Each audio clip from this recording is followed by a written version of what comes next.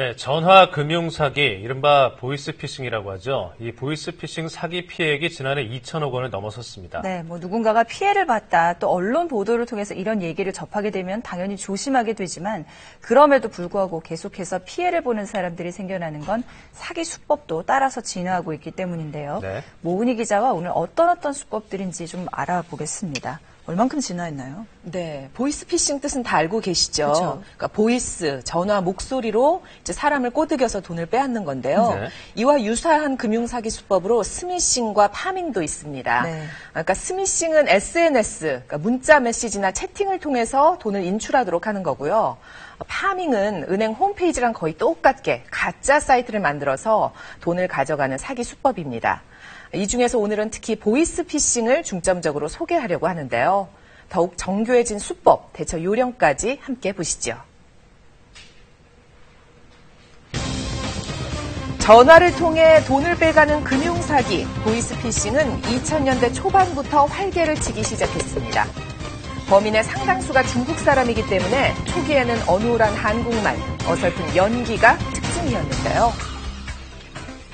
보이스피싱 애들이 실제 게임의 통장을 해지원했어요. 네. 이번 사건 수사 중에 본인과 연루된 부분이 있어서 조사서에 넣게 된 겁니다. 분명 이인분일 수도 있으니까 제가 주민번호부터 확인하겠습니다.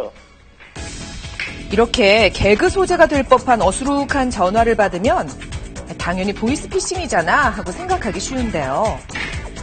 나는 당할 리 없다고 방심할 때 보이스피싱 수법은 점점 더 치밀해지고 있습니다. 최근엔 전세 대란 현상이 빚어지면서 이 틈을 노린 보이스피싱도 등장했는데요. 기존 주택담보대출을 안심대출로 전환하려면 신용등급을 올려야 한다면서 거액을 빼간 겁니다. 막상 결혼은 다가오는데 나중에 갚으더라도 대출을 좀 하고 싶은 마음에서 그렇게 한 건데. 재작년에는 피해자가 잠깐 줄어드나 싶더니 또다시 급증하고 있는 보이스피싱. 검거도 쉽지 않아서 스스로 조심하는 것이 최선입니다. 정확한 자료와 정보를 가지고 쪽집게처럼 파고들기 때문에 그분의 상당한 전문적 지식이나 식견이나 경험이 있는 사람조차도 쉽게 당할 수 있는, 넘어갈 수 있는 그런 정도까지 발전해 온 거죠. 유명인들 역시 보이스피싱의 덫을 피해갈 수 없었는데요. 배우 이혜인 씨도 5천만 원의 피해를 받고 방송인 하일성 씨도 주거래 은행을 사칭한 사기를 당했습니다. 오랜 기간 거래를 해왔기에 의심 없이 300만 원을 선납했다는데요. 고객이시고 믿을만 하니까 저희들이 서류로 이렇게 하는 겁니다. 그 사람이 한번 딱 이렇게 빠지니까 정신없이 빠지더라고요. 정치인을 사칭하는 경우도 잇따르고 있는데요. 김무성 새누리당 대표와 비슷한 목소리로 전화가 오는가 하면 손인춘 의원에게는 이주영 전 장관을 사칭하는 사람이 500만 원을 요구하기도 했습니다. 이주영 의원님 목소리하고 너무 똑같은 거예요. 광역시장님 좀 바꿔달라고 하니까 회의 중이라고 안 바꿔준다 그러는 거예요. 30대 후반의 이 여성도 피해자인데요. 자신이 해외 범죄에 연루돼 수사 중이라는 가짜 검사의 말에 놀라 4,700만 원을 송금했습니다. 저도 나름 별만큼 배웠고 되게 의식이 많은 사람인데 저 때문에 200명의 사람들이 경제적으로 피해를 보고 있다고 하니 일반적으로 선량한 사람들이 나한테 피해 주고 있다는 거에는 죄의식이 있잖아요. 그러니까 그거에 넘어가는 것 같아요. 전화 속 인물이 자신을 검사라고 소개했는데 임 씨도 처음부터 믿은 건 아니었습니다. 컴퓨터로 검색을 해봤다는데요. 검찰청 사이트에 들어갔을 때 정확히 사건 번호, 사건 일지단에 떴었던 걸로 기억이 되는데 제 주민번호 정확히 있었고 이름, 관련 내용, 날짜까지. 전화가 끊어지면 안 됩니다. 끊어지고 3분 이상 지나면 본인이 바로 소환장 나가요. 무언가에 홀린 듯 시키는 대로 따랐다는 임 씨.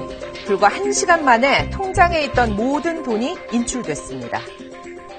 개인정보를 뭔가 위해서 이렇게 보고 언제 예금해서 만기가 언제네요. 그러니까 전반적인 제 계좌정보를 공개를 하는 거예요. 근데 거기서 제가 절정적으로 많이 속았던 것 같아요.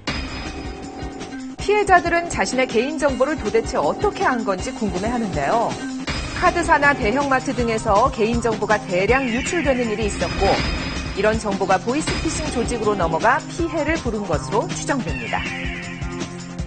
특히 요즘 보이스피싱은 가짜 금융사이트를 개설하는 파밍과 연계되기 때문에 더욱 교묘한데요. 거의 똑같아 보이지요? 진흥화되고 있는 보이스피싱, 예방법은 없을까요? 금융감독원에 동결 처리 요청하고 있을 테니까 은행 앞에 도착하신 것도 말씀하시면 돼요. 금융감독원, 검찰 또는 공공기관, 금융회사에서는 어떠한 경우에도 개인 정보나 돈을 이체하라는 요구를 하지 않습니다. 이런 전화를 받았을 경우에는 100% 사기라고 보시고 이 점에 유의하시기 바랍니다. 평소 가족들의 동선과 친구의 연락처를 파악하고 낯선 번호는 응대를 삼갑니다. 이미 보이스피싱 피해를 봤다면요. 금융사기 피해를 당했다고 판단되는 경우에는 경찰청 112, 금융감독원 1332 또는 금융회사 콜센터에 지체 없이 신속하게 지급정지 요청을 해야만이 피해를 최소화할 수 있습니다. 금감원이 최근 2달간 금융사기를 분석해본 결과 10분 이내 신고한 경우 피해액의 대략 76%를 돌려받을 수 있었고요. 지체될수록 돌려받기가 힘들었습니다. 어떠한 경우에도 신속하게 지급정지를 하는 것만이 본인이 피해본 금액에 대해서 최대한 많이 돌려받을 수 있습니다. 예방이 최선의 방법인 만큼 수상한 전화는 무조건 의심하고 피해를 당하지 않도록 항상 신중을 기하시기 바랍니다.